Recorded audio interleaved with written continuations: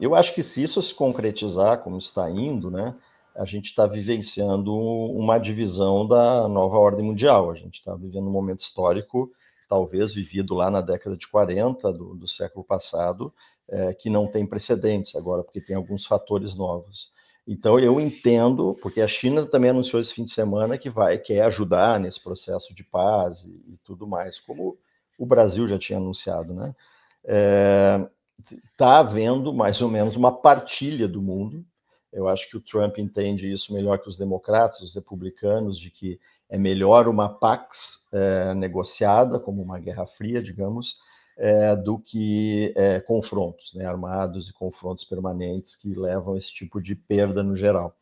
Então, assim, você neutraliza a Europa, fazendo a ameaça dos dois lados, você partilha o mundo em o lado europeu, digamos, principalmente da Europa Oriental, talvez caiba a América Latina para os Estados Unidos, a gente tem que bater na madeira, mas a gente tem que ver onde eles vão chegar. Mas é uma tripartilha, digamos assim, do mundo, né? Tem até uma série, um livro muito bom também, que é aquele O Homem no Castelo Alto, né? Onde se faz essa ficção de que a Alemanha e Japão venceram a guerra, então dividiram os Estados Unidos em dois, cada um ficou com uma das costas, né? E tem um terreno no meio neutro. Isso pode ser uma exacerbação do exemplo, mas é um pouco o que pode acontecer. Então, os Estados Unidos está com dificuldade de acesso a vários desses minerais, né? Agora a questão não é mais só o petróleo, e isso tem muito em abundância em outros países, além dos que sempre eles tiveram influência, né? Então, cada um está construindo o seu lado de alianças, né? Seu grupo de alianças. A União Europeia, então, está premida, digamos assim, nunca esperou, talvez, que o Trump fosse fazer essa negociação com a Rússia, né? Ainda é muito difícil, né? O que vem da Rússia nem sempre é uma informação precisa, o Putin é muito hábil, então ele acende uma vela para Deus e para outros deuses, então é muito difícil saber onde vai dar. Mas provavelmente o acordo é isso: eles cedem território, a Ucrânia vai ceder o território para a Rússia, mais ou menos do percentual que eles queriam, e aí, digamos, os Estados Unidos, como árbitro, é pago com minerais.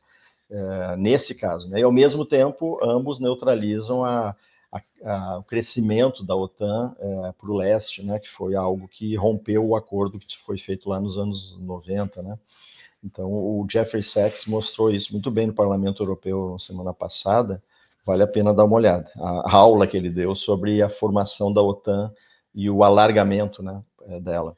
Então, inclusive, saíram artigos esse fim de semana na Foreign Affairs comparando, dizendo que pode ser um tiro no pé a economia americana querer se desacoplar da economia chinesa, que nesse momento o melhor seria trabalhar em conjunto ainda nas parcerias e não impor as tarifas.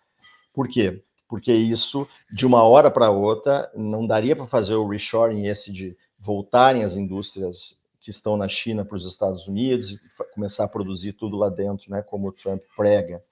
Então, isso pode ser um tiro no pé, e aí não vale a pena, nesse momento, fazer isso. O artigo é bem interessante, é um ensaio científico, assim, que ainda vai ser publicado, mas eles já deram um aperitivo. Então, no tabuleiro, a gente tem esse jogo todo, e o Brasil está num momento, eu diria, histórico de decidir. Eu comparo a decisão que o presidente Vargas teve na década de 40, sobre que lado ele ficava na Segunda Guerra, né, que o Brasil ficaria com os aliados ou com o eixo, e acabou optando pelos aliados, pelos Estados Unidos principalmente. E agora a gente tem esse momento de decisão. Eu acho que o Brasil, inclusive, pode liderar por ser um país democrático e ser bem recebido, ser bem aceito por vários destes. A partir da soberania digital, eu sustento que ele pode liderar via BRICS esse acordo para conseguir que os países tenham seus ecossistemas digitais autônomos, independentes desses grandes players.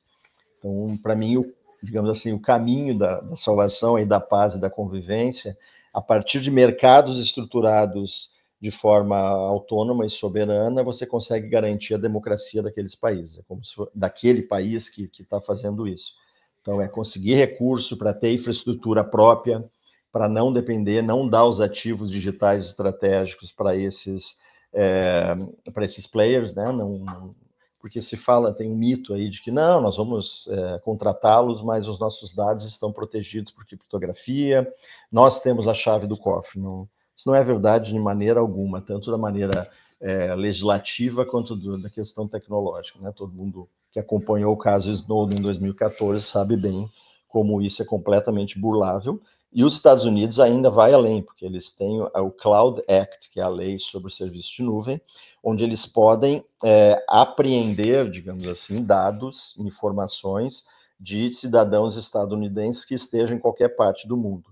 Então, isso daria para eles, né, a liberdade de, digamos assim, caçar aí esses dados que estão com a gente, e ao mesmo tempo a própria espionagem, né, a segurança nacional e a defesa cibernética, que no momento que a gente paga para colocar essas pessoas no nosso quintal, a gente está justamente caminhando para ter isso que agora o Elon Musk anunciou lá na Ucrânia, né? Com uma chave eu vou desligar os satélites de vocês, se vocês não me derem os minerais. O que eles podem fazer com os data centers do Estado brasileiro, ou mesmo de grandes empresas nacionais, como a Petrobras, se eles estão na mão de uma operadora jurisdicionada nos Estados Unidos? Eles podem dizer a mesma coisa. Então, né, e assim como elas mudam o nome do Golfo do México para Golfo da América, elas podem fazer muitas coisas, e a gente não tem ideia do que pode vir por aí. Então, a tentativa agora é de colocar uma risca no chão e dizer, não, daqui não se passa, queremos investimento para construir nossas próprias infraestruturas. E aí a gente tem o Banco do BRICS, a gente tem formas de financiar, né, o próprio pagamento que se faz para essas empresas internacionais pelo Estado brasileiro é da ordem de alguns bilhões por ano. Então, existe solução, eu diria, existe projeto que a gente pode construir, mas agora, se isso vai ser feito ou não, cabe ao presidente, né, decidir, e outras pessoas, e os outros presidentes das outras nações.